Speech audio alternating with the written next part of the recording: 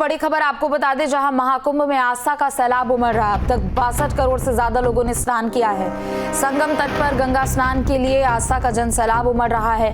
बता दें कि महाशिवरात्रि पर आखिरी स्नान के लिए खास इंतजाम किए गए हैं। प्रयागराज और आसपास के स्टेशनों पर भी यात्रियों की भीड़ नजर आ रही है। वाराणसी, मथुरा में भी आस्था का जन सैलाब उमड़ा है। तो ये बड़ी खबर आपको बता दें।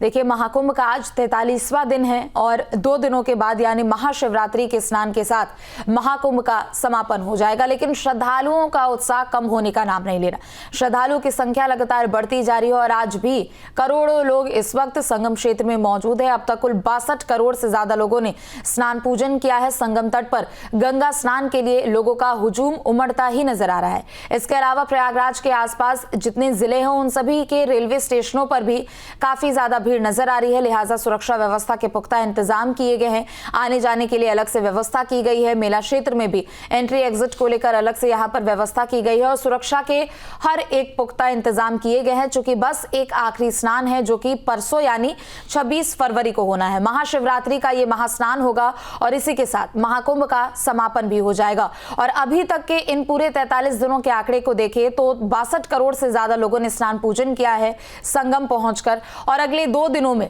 यह आंकड़ा और भी ज्यादा बढ़ने की उम्मीद जताई जा रही है। और जब महाकुंभ का समापन होगा, अनुमान है कि 65 करोड़ से अधिक लोग तब तक डुबकी लगा चुके होंगे। तो लोगों का हुजूम उमड़ता जा रहा है, भारी भीड़ नजर आ रही है। बता दें कि मेला क्षेत्र में चप्पे चप्पे पर पुलिस की टीमों की तैनाती कर दी गई है। गंगा तट पर श्रद्धालुओं की अतिरिक्त भीड़ नजर आ रही है। लिहाजा यहां पर सुरक्षा व्यवस्था के पुख्ता इंतजाम किए गए हैं। चूंकि पहले से ही यहां पर बड़ी संख्या में पुलिस कर्मियों की मौजूदगी भी है और ऐसे में आखिरी महास्नान को लेकर खास तैयारियां भी यहां पर की गई है और दिशा निर्देश भी यहां पर आला अधिकारियों को दिए गए। और चलिए ज्यादा जानकारी अपडेट के लिए अविनाश हमारे साथ जुड़ चुके हैं। अविनाश, बस 2 दिनों का और समय है और उसके बाद महाकुंभ का समापन हो जाएगा। लेकिन 43 दिन हो चुके हैं, आज 43वां दिन है। 62 करोड़ से अधिक लोगों ने अभी तक स्नान पूजन किया है। लोगों का उत्साह कहीं से कम नहीं हो रहा और आज भी और अगले 2 दिनों तक उम्मीद है कि बड़ी संख्या में लोग मेला क्षेत्र में रहेंगे।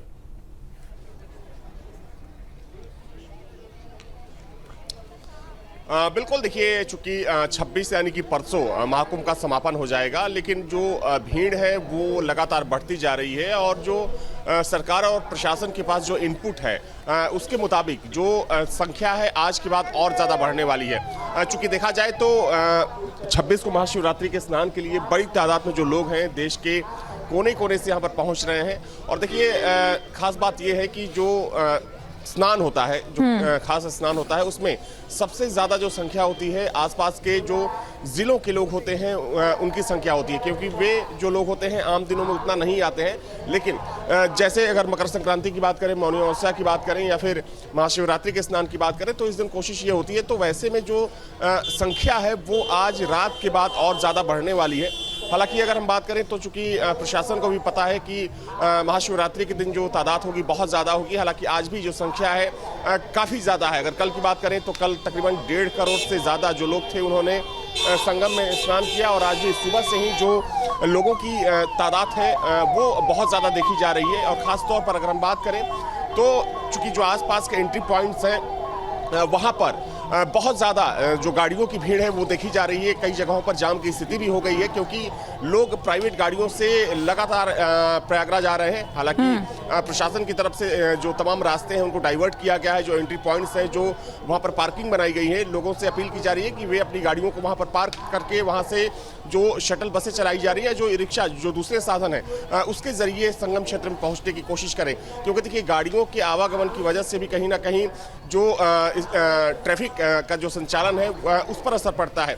क्योंकि देखा जाए तो अब तक जो सूचना है कि उसके मुताबिक 1 लाख से ज़्यादा जो बाहरी गाड़ियां हैं जो प्रयागराज शहर की नहीं रहने वाली हैं वो प्रयागराज की सीमा में इंटर कर गई हैं। तो जाहिर सी बात है कि जब इतनी बड़ी तादाद में गाड़ियों का आवागमन किसी शहर में होगा तो वहाँ पर जो ट्रैफिक व्यवस्था है उस पर असर पड़ना स्वाभाविक है। तो प्रशासन अब ये कोशिश कर रहा है कि जो तमाम एंट्री पॉइंट्स हैं वहाँ पर गाड़ियों को रोक कर वहाँ से लोगों को या तो पैदल या फिर जो दूसरे संसाधन है, चाहे शटल बसें हैं या फिर जो रिक्शा हैं, उसके जरिए संगम क्षेत्र में पहुंचाया जाए। क्योंकि चूंकि देखिए, लोगों की संख्या तो बढ़ी रही है और वैसे में अगर गाड़ियों की एंट्री संगम क्षेत्र तक हो जाती है तो मुश्किल हो जाएगा। तो प्रशासन की पहली कोशिश यही है कि गाड़ियों को रोका जाए और वहां से लोगों को दूसरे साधनों से भेजा जाए।